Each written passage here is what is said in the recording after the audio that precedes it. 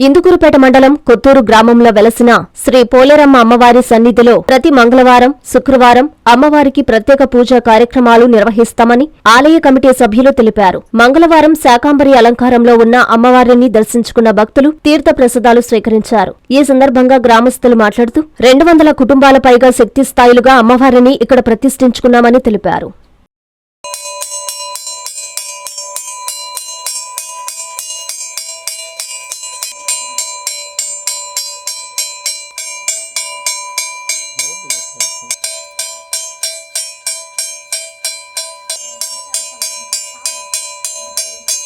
కొత్తూరు మా మిట్టె మీద పోలేరమ్మ వారికి శాకాంబరం అలంకారం చేసాము.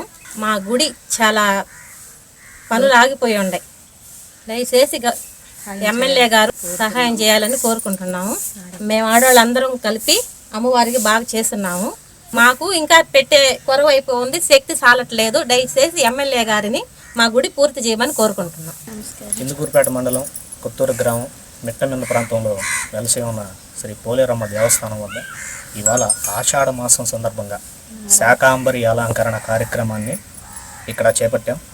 ఆడవాళ్ళందరూ కలిసి అందరూ ఆర్థిక సమస్యలు ఉన్న వలన తలా ₹1 వేసుకొని ఇవాళ అమ్మవారికి ఈ శాకాంబరి అలంకరణ చాలా చక్కగా చేశారు. అదేవిధంగా గుడి స్థాపించి ఇది 2వ సంవత్సరం. ప్రతి మంగళవారం, శుక్రవారం పూట ఇక్కడ అమ్మవారికి ప్రత్యేకమైన పూజా కార్యక్రమాలు నిర్వహిస్తూ పేదలకి అన్న వితరణ కార్యక్రమాలని జరిపిస్తూ ఉన్నాం. అదేవిధంగా ఈ గుడికి పెద్దలు అందరూ కూడా సహాయం చేస్తున్నారు. గత ఎలక్షన్ అప్పుడు ఇక్కడ కొన్ని సమస్యలు ఉన్నాయండి.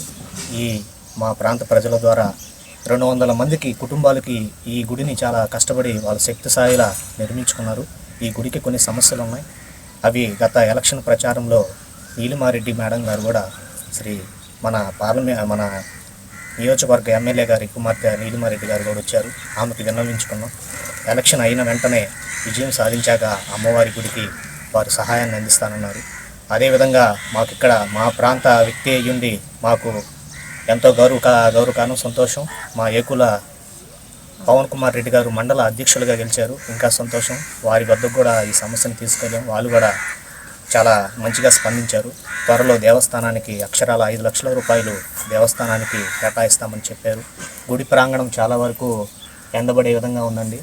ఆడవాళ్ళు భజన చేసుకోవాలన్నా కానీ వానాకాలం చాలా ఇబ్బందిగా ఉంది. పోతురు స్వామి కూడా బయటే ఉన్నారు. అమ్మవారి ప్రాంగణం కూడా తడిచే విధంగా ఉంది. ఇక్కడుండే ప్రజలు వాళ్ళ శక్తి స్థాయిలుగా అమ్మవారిని ఇక్కడ ప్రతిష్టాపించారు. కాబట్టి మన నియోజకవర్గ ఎమ్మెల్యే గారు కోవూరు ఎమ్మెల్యే గారికి నమస్కరించి ప్రార్థిస్తున్నాం.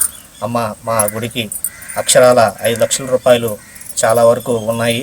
ఇక్కడ వాళ్ళంతా పేద ప్రజలు 200 కుటుంబాలు ఈ గుడి మీద ఆధారపడి ఇక్కడ వాళ్ళు ఇది చేసుకుంటా ఉన్నారు. దయచేసి మా గుడికి మీ ద్వారా ఈ గుడికి సహాయం అందించాలని కోరుకుంటున్నాం.